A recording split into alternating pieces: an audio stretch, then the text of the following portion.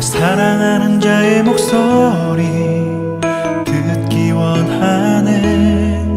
나의 사랑 나의 어여쁜 자야. 바위 틈은 밀한 곳에서 듣기 원하네. 부드러운 주님의 음성.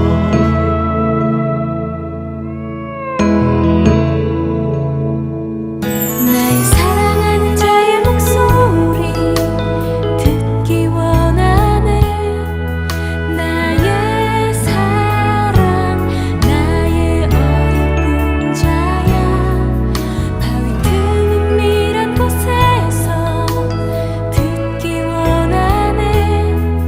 부드러운 주님의 음성. 나의 사랑 나의 사랑 나의 어여쁜 자야. 일어나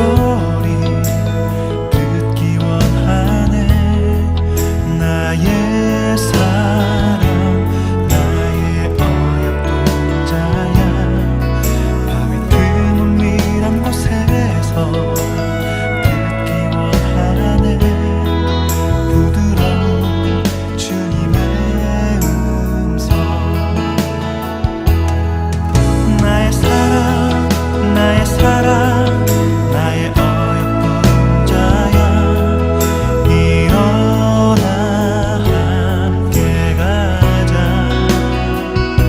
나의 사랑 나의 사랑 나의 어여쁜 자야. 일어나 함께 가자. 나의 사랑 나의 사랑 나의 어여쁜 자야. 일어나 함께 가자. 나의 사랑 나의 사랑 나의 어여쁜 자야. 일어나 함께 가자. 일어나 함께 가자.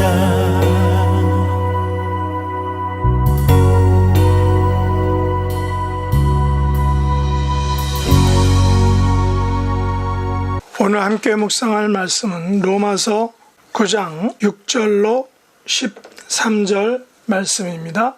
6절. 그러나 하나님의 말씀이 폐하여진 것 같지 않도다. 이스라엘에게서 난 그들이 다 이스라엘이 아니요 또한 아브라함의 씨가 다 그의 자녀가 아니라 오직 이삭으로부터 난 자라야 내 씨라 불리리라 하셨으니 곧 육신의 자녀가 하나님의 자녀가 아니요 오직 약속의 자녀가 씨로 여김을 받느니라. 그뿐 아니라 또한 리브가가 우리 조상 이삭 한 사람으로 말미암아 임신하였는데 그 자식들이 아직 나지도 아니하고 무슨 선이나 악을 행하지 아니한 때에 택하심을 따라되는 하나님의 뜻이 행위로 말미암지 않고 오직 부르신 이로 말미암아 서게 하려 하사 리브가에게 이르시되 큰 자가 어린 자를 섬기리라 하셨나니 기록된 바 내가 야곱을 사랑하고 에서는 미워하였다 하심과 같으니라. 아멘. 오늘 말씀의 제목은 육신의 자녀와 약속의 자녀입니다. 오늘 본문은 육신의 자녀와 약속의 자녀에 대한 것을 우리에게 알려주고 있습니다. 성경시대나 지금이나 한 가정에서 자녀를 통한 대해를 잇는다는 것은 매우 중요한 일입니다. 지금 시대에는 남녀의 차별이 심하지 않았지만 성경시대에는 여자를 숫자에 넣지 않는 것을 보면 아들을 통해 대를 잇는 것이 얼마나 심각한 중요한 문제였는지를 우리가 알 수 있게 됩니다. 아브라함은 그의 아내 사라와 함께 나이가 많아 아이를 낳지 못한 상태에서 아들 이삭을 얻게 된 이야기는 우리에게 너무나 잘 알려져 있습니다.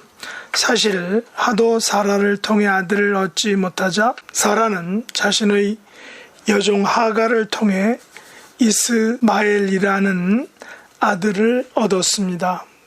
그러나 동양사회 풍습 중에 적자와 서자의 문제처럼 비록 먼저 태어났지만 서자인 이스마엘과 후에 태어났지만 적자인 이삭의 대를 잇는 문제는 우리에게 한 가지 중요한 사실을 알려주고 있습니다. 그것은 그 자녀가 육신의 자녀냐 아니면 약속의 자녀냐 하는 문제입니다.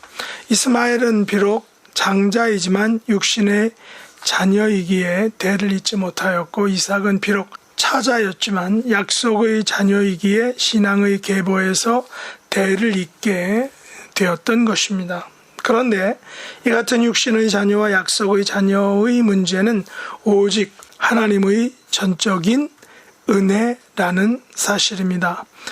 11절 마지막에 보면 오직 부르시는 이로 말미암아 서게 하려 하사라고 말하고 있습니다. 다시 말해 오직 은혜로 말미암아 약속의 자녀가 되는 것입니다. 하나님께서 큰 자가 어린 자를 섬기리라 약속하셨습니다. 하나님께서 야곱은 사랑하고 에서는 미워하였다라는 말은 전적인 하나님의 선택에 달렸다는 것입니다. 하나님께서는 오직 이삭으로부터 난 자라야 내 씨라 불리리라 라고 말씀하신 것입니다. 오늘날의 관점에서 보면 하나님께서 장자와 차자를 차별하시는 것이 아니냐. 그래서 오늘날 법적으로는 차별금지법에 저촉되는 것이 아니냐라고 볼 수도 있을 것입니다.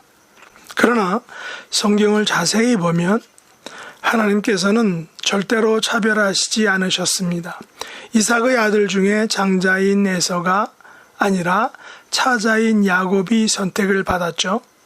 야곱의 아들 중에서도 요셉의 두 아들이 막강한 힘을 얻었지만 유다도 야곱의 넷째 아들인데 바로 그 넷째 아들인 유다 지파를 통하여 다윗의 왕가와 메시아가 탄생하게 되는 것을 볼 수 있습니다. 원래 장자 계승의 원리라면 마땅히 야곱의 첫째 아들인 르우벤이 장자의 권리를 물려받아야 되는데 그렇지 않다라는 사실입니다. 요셉의 아들 므낫세와 에브라임 역시 장자는 므낫세이지만 차자인 에브라임이 더 큰 민족을 이루며 곧게 뻗어나가는 것을 약속하였던 것입니다. 이 같은 사실을 통해 알 수 있는 것이 무엇일까요? 하나님의 택하심을 따라 되는 오직 부르시는 이로 말미암아 서게 된다라는 사실입니다. 바울이 언급한 이 같은 경우의 대표적인 예가 바로 아브라함의 씨 중에 이삭이 대를 이은 것입니다. 바울은 6절 이하에서 이렇게 말하죠.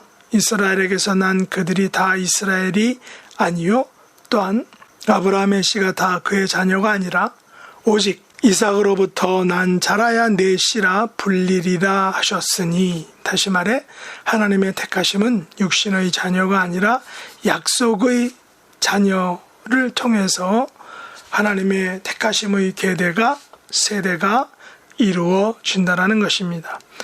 그렇다면 하나님께서는 당신의 백성을 택하실 때 육신의 자녀로 택하시는 것이 아니라 약속의 자녀로 택하시는 것을 알 수 있습니다.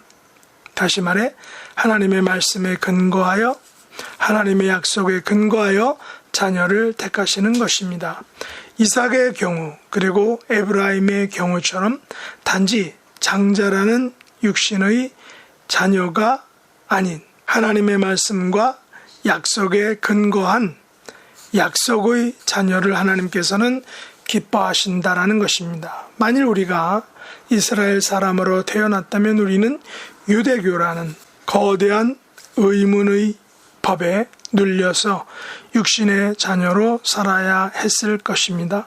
다행한 것은 비록 우리가 이스라엘 사람이 가진 특권들, 다시 말해 양자됨의 특권, 영광과 언약들과 율법을 세우신 것과 예배와 약속들이 가지는 특권들, 그리고 그들 유대인들의 그 유대 조상들의 후손이요, 또 육신으로 그리스도를 나게 한 사람들, 그 민족이라는 거대한 기득권을 가지지 않았지만 오직 약속의 말씀을 따라 약속의 자녀로 하나님의 택하심을 받았다라는 것을 우리는 생각할 때 너무나 놀라운 축복이다라는 것을 고백할 수 있다는 것입니다. 우리 주변에는 아직도 약속의 말씀을 듣지 못하여 약속의 자녀가 되는 기회를 얻지 못한 수많은 사람들이 있습니다. 이 세상에는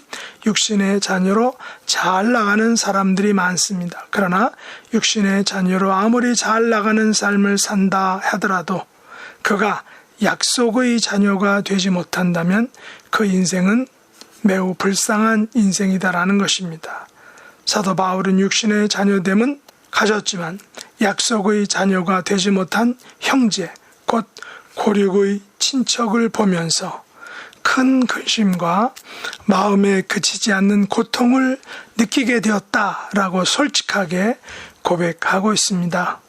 우리도 육신의 자녀됨을 자랑하기보다는 약속의 자녀로 우리의 남은 삶을 온전한 믿음으로 믿음의 세대를 이루어가는 복된 생애가 될 수 있기를 예수님의 이름으로 축복합니다. 기도하겠습니다. 하나님 아버지, 저희들은 비록 육신의 자녀는 아니지만 약속의 자녀 삼아주신 것을 감사합니다. 아직도 세상에는 약속의 자녀가 되지 못하고 죽어가는 불쌍한 사람들이 많습니다. 그들에게 다가가서 하나님의 말씀에 약속한 그 약속의 자녀가 되는 길을 전할 수 있기를 원합니다. 남은 삶을 우리를 약속의 자녀로 불러주신 그 하나님의 은혜에 감사하고 찬양하고 그 복된 소식을 듣지 못한 사람들에게 증거하는 저희들의 삶이 되게 하여 주옵소서. 예수님의 이름으로 간절히 기도드렸나이다. 아멘.